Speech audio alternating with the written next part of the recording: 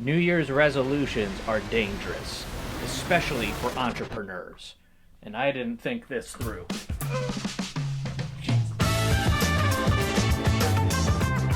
Now that I have your attention, allow me to take the next few minutes to explain why New Year's resolutions are in fact flaming pieces of printer paper. I'm not just saying that because I am personally bad at keeping New Year's resolutions, while that is true. I actually believe there is a far superior way of thinking about the future and setting goals that are going to set us up for much more sustainable success this coming year. New Year's resolutions are incredibly distracting at best and very, very discouraging at medium to worse. It's already hard to transition out of the holiday season. I mean, we're on this mountaintop of Christmas magic and cozy hot chocolate goodness when we're shoved into this dark, gray, cold valley of January. And then comes the knife twist. We're asked to examine our lives and all of our deficiencies and commit to somehow being better. Pick a new diet, a new framework, read 52 new books. No more of that old 2023, Dave. It's 2024 now, and we're gonna crush it. But we know it's not going to last. We'll be in the top 1% of New Year's resolvers if we get past a month of playing this game before shifting back to our regularly scheduled programming. Also, I'll speak for myself, but I can be very distractible. Entrepreneurs in particular are highly susceptible to shiny object syndrome, being opportunists and liking to play around with new ideas when we're told that, okay, it's January 1st, play around with some new ideas, we're gonna bite. But then it usually doesn't take because we already have a lot of other plates spinning. And I get it. It seems like a fine exercise to undertake. It's a new year. You turned a new page in the calendar. Actually, it's a brand new calendar, completely clean and full of possibilities. And you get to set new goals and imagine all the different ways you're going to make the next 365 days the best days ever. But it's also just another day. And you have yesterday and all of the days leading up to this moment to account for. What just happened in your life? What are you already working on? So this is my proposal. Instead of rushing off to make a new resolution, spend time reflecting on the past. What went well last year? What wins can we celebrate and capitalize on going into the new year? And this usually is part of the New Year's resolution process too, but by nature, the New Year's resolution is focused more on the new year, and I feel a lot of people kind of skip the old year part. But that's where all the juicy bits are.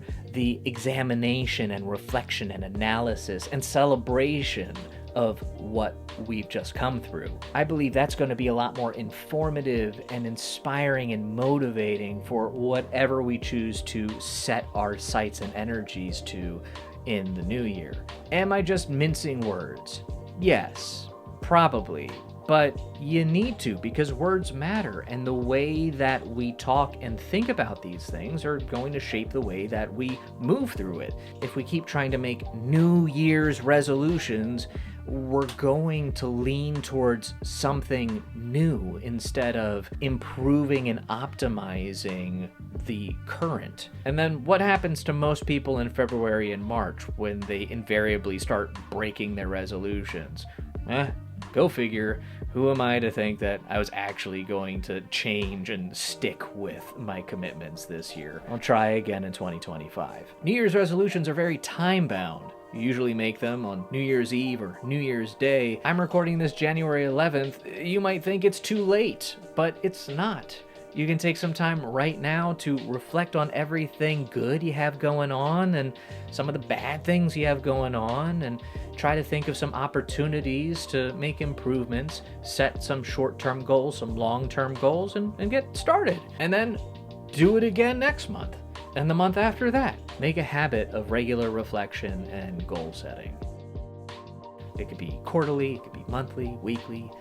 Daily journaling is a really cool thing that some people do. I'm not going to tell you need to do it because I don't do it myself, but my wife does, and I have benefited from her consistency with that. It's really cool to just shout out a date and she can flip back to that page and show some of the highlights from that day, some of the challenges we might have faced, some of the fun things our family was doing, and we get to think, man, that was cool, we did that, or look how far we've come since then. If there's any New Year's resolutions that I would condone, they would have to involve simplifying your life, not adding new things to it, going easier on yourself, setting reasonable goals and expectations, and forming habits of reflection, and also developing gratitude out of that.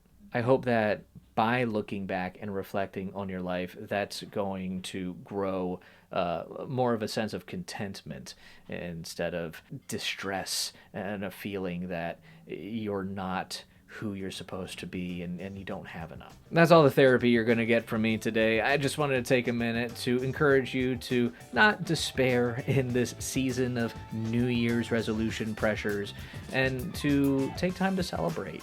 You're doing a good job. You're doing something. So stick with it, make incremental improvements, and always keep a cup of water nearby in case you decide to set a piece of paper on fire for a YouTube video visual aid.